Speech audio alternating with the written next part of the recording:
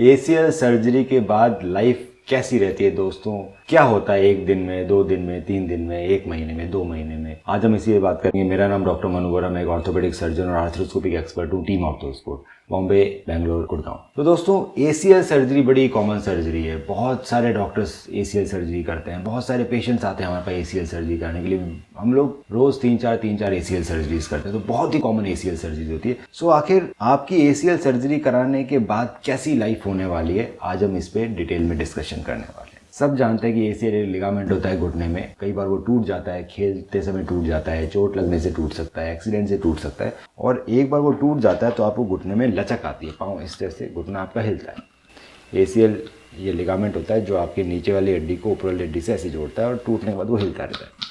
अगर आप इसका ट्रीटमेंट नहीं कराएंगे तो धीरे धीरे घुटना घिस जाएगा दोस्तों, आपके कार्टिलेज खराब हो जाएंगे, आपके मेनिस्कस फट जाएंगे। तो बहुत सारे लोग इसकी सर्जरी जल्दी करा लेते हैं। कुछ लोग सर्जरी नहीं कराते, उनको लगता है शायद अपना आप ठीक हो जाए, कुछ चमत्कार हो जाए, कोई दवा आ जाए जो हमारे एसीएल को ठीक कर दे। पर धीरे धीरे ओवर द ईयर्स घुटना जब घिसता रहता है तो वो कार्टिलेज और मेनिस्कस को डैमेज करता है और सीवियर पेन होने लगता है। तब हमारे पास लोग आते हैं एसीएल सर्जरी के लिए। मैं एसीएल की internal brace fibre tape surgery करता हूँ। इसके अंदर हम आपके एसीएल लिगामेंट को आप ही के हैमस्ट्रिंग टेंडन से बनाते हैं।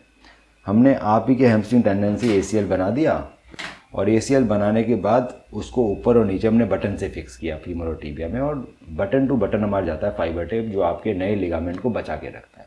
अब फाइबर टेप की ज़रूरत इसलिए आती है दोस्तों क्योंकि जो नया लिगामेंट होता है वो 6 महीने तक कमज़ोर रहने वाला है। 45 डेज लगते हैं नए ग्राफ्ट को बोन से चिपकने में और उसको मजबूत होने में लगते हैं 6 मंथ्स। तो कोई चीज़ अगर आपके घुटने में 6 महीने तक कमज़ोर पड़ी हुई है और आप उसको कोई प्रोटेक्शन नहीं दे रहे हैं तो आपको बहुत सावधानी से चलना पड़ता है। 48 डेज तक आपको ब्रेस लगाना पड़ेगा, आपको वजन नहीं देना, वॉकर से चलना है इनिशियली 3 to 6 वीक तक, फिर धीरे धीरे वजन देना है, धीरे धीरे नी बैंड करनी है। अगर आप जल्दी नी बैंड करेंगे, आप सर्जरी के बाद एकदम से पाँव दे दोगे तो लिगामेंट ढीले हो सकते हैं। तो जो बायोस्क्यूलर सर्जरी होती है उसमें इंटरनल ब्रेस नहीं होता है, तो उसमें ये सब प्रिकॉशन लेने पड़ते हैं। इसीलिए बैक टू रनिंग जाने में कम से कम 6 मंथ्स लग जाते हैं और जॉगिंग करने में 3 मंथ्स लग जाते हैं। वहीं अगर हम बात करें लाइफ ऑफ ए पेशेंट या उन पेशेंट की जिंदगी जिनकी इंटरनल ब्रेस सर्जरी हुई, तो दोस्तों इंटरनल ब्रेस सर्जरी में पहली जो इंपॉर्टेंट चीज़ है वो है कि आपके जो वीक लिगामेंट है, जो 6 महीने तक ग्राफ्ट वीक रहने वाला है, उसमें हमने प्रोटेक्शन दे दिया फाइबर टेप का, वो टूट नहीं सकता। दूसरा, उसके अंदर हड्डी कम करती है क्योंकि हम फ्लिप कटर यूज़ करते हैं, अंदर जाके खुल जाते हैं। तो हम फ्लिप कटर यूज़ करते हैं तो हड्डी कम करती है, तो आपको दर्द कम होता है ऑपरेशन के बाद। जिस दिन आपकी सर्जरी हुई उस दिन क्योंकि स्पाइनल एनेस्थीसिया लगा हुआ रहता है, हम बहुत सारे पेशेंट को अपनी सर्जरी दिखा देते हैं। अगर आप देखना चाहोगे तो हम दिखा सकते हैं आपको टीवी में कैसी सर्जरी हुई है, क्या किया। सर्जरी के बाद आपको कुछ घंटे तक कोई पेन नहीं रहता क्योंकि आपको स्पाइनल एनेस्थीसिया का असर रहता है। उस दिन आप सोते हुए रहते हैं, आपको अपना सर नहीं उठाना होता क्योंकि स्पाइनल एनेस्थीसिया के बाद अगर अपना हेड एलिवेट करोगे तो आपको हेडेक डेवलप हो सकता है।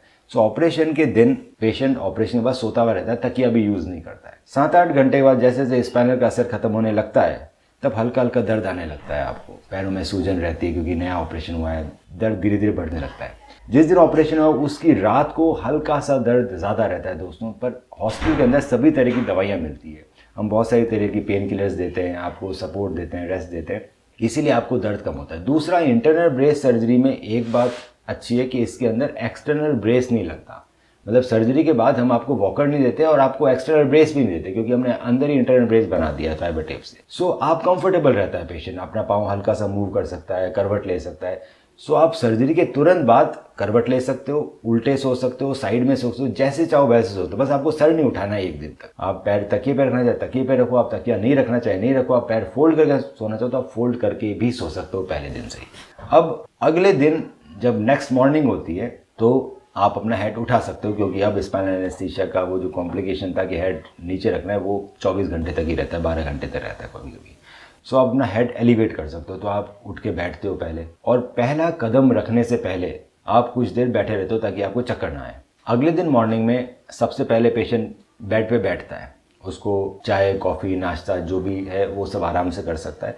दर्द सिग्निफिकेंटली कम होता है इंटरनल ब्रेस सर्जरी में क्योंकि हड्डी कम कटी है और आपको ब्रेस नहीं है तो आप कंफर्टेबली बैठ पाते हो। फिजियोथेरेपिस्ट आते हैं, वो आपको एक्सरसाइजेस सिखाते हैं। अगर आपका मेनिस्कस रिपेयर नहीं हुआ है या आपका कोई और लिगामेंट की सर्जरी नहीं हुई है, सिर्फ एसीएल रिकंस्ट्रक्शन या ACL repair with fibre tape internal brace हुआ है, सो आप अगले ही दिन से 90 to 100 डिग्री पैर बैंड कर सकते हो। वो ऑलमोस्ट पेनलेस होता है। अब बेड के साइड में हम पैर बैंड करा देते हैं, पेशेंट खुद अपनी एक्सरसाइज कर सकता है और अगले ही दिन से हम पूरा वजन देके चल सकते हैं बिना किसी ब्रेस के। इनिशियली चलने में थोड़ी दिक्कत आती है, हल्का सा दर्द भी होता है, थोड़ा कॉन्फिडेंस की कमी होती है क्योंकि ACL का सर्जरी अभी हुई है, पर फिर भी पेशेंट बिना वॉकर के और बिना ब्रेस के चल सकता है। धीरे धीरे चलना चालू करते हैं। आप अपनी डेली एक्टिविटी लाइफ की पहले दिन से ही चालू कर देते हो बिना किसी सपोर्ट के। 7 डेज के अंदर पेशेंट बड़ा कंफर्टेबल होता है, उसका दर्द बहुत ही कम हो जाता है। वो आराम से बैठ के नाश्ता कर सकता है, अखबार पढ़ सकता है, चाय पी सकता है, दिन में घर में घूम सकता है और कंफर्टेबली चल सकता है बिना किसी सपोर्ट के। 15 डेज जब हो जाते हैं दोस्तों, तब आपको अपने टाँके निकलवाने के लिए हमारे पास आना पड़ता है। कुछ लोग अपने घर पे ही टाँके निकलवा लेते हैं, कुछ लोग जिस सिटी में रहते हैं वहीं पे किसी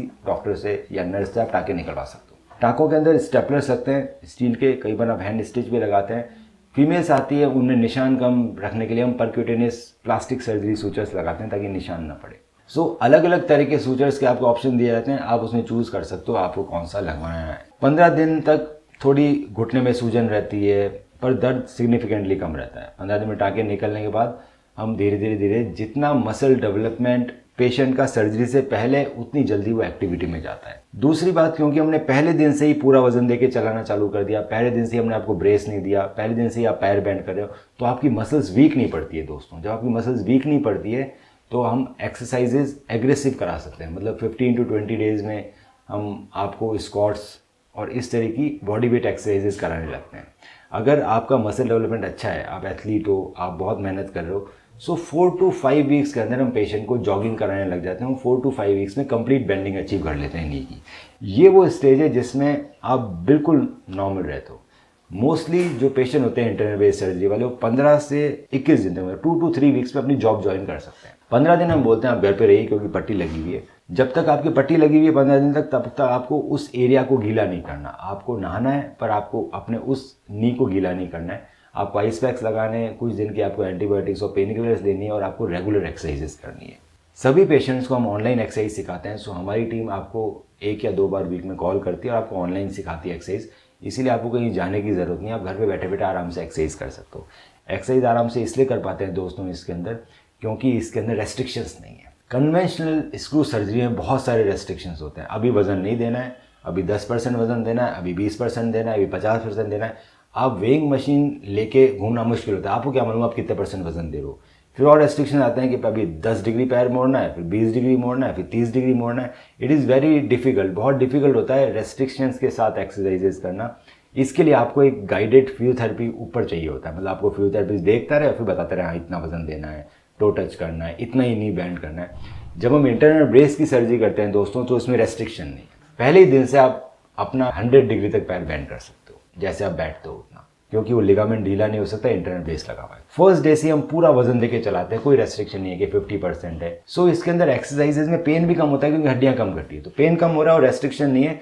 सो आप इजीली फॉलो कर पाएंगे ऑर्डर्स को। इसीलिए ऑनलाइन एक्सरसाइजेज सिखाना बड़ा आसान होता है जब हम इंटरनल ब्रेस सर्जरी करते हैं, और लोग आराम से फॉलो कर लेते हैं। रेस्ट्रिक्शंस नहीं है और पेन नहीं है। 1 month to 5 वीक्स के बीच में हम अगर उसकी मसल डेवलपमेंट अच्छी है और VMO मसल्स की एक्टिवेशन अच्छा हो रहा है, तो हम धीरे धीरे जॉगिंग चालू कराते हैं। जॉगिंग चालू कराने के बाद धीरे धीरे जो रनिंग प्रोग्राम आता है दोस्तों, वो 3 months में चालू होता है। तो 3 months में पेशेंट की अगर मसल डेवलपमेंट अच्छी है, कोई प्रॉब्लम नहीं हो रही, तो उसका रनिंग प्रोग्राम चालू होता है। मतलब वो रनिंग करने लगता है। सो फास्ट रनिंग करने में उसको 3.5 महीने 4 महीने तक लग सकते हैं। अब बात आती है बैक टू गेम कि आखिर बैक टू गेम कब जाया जाए।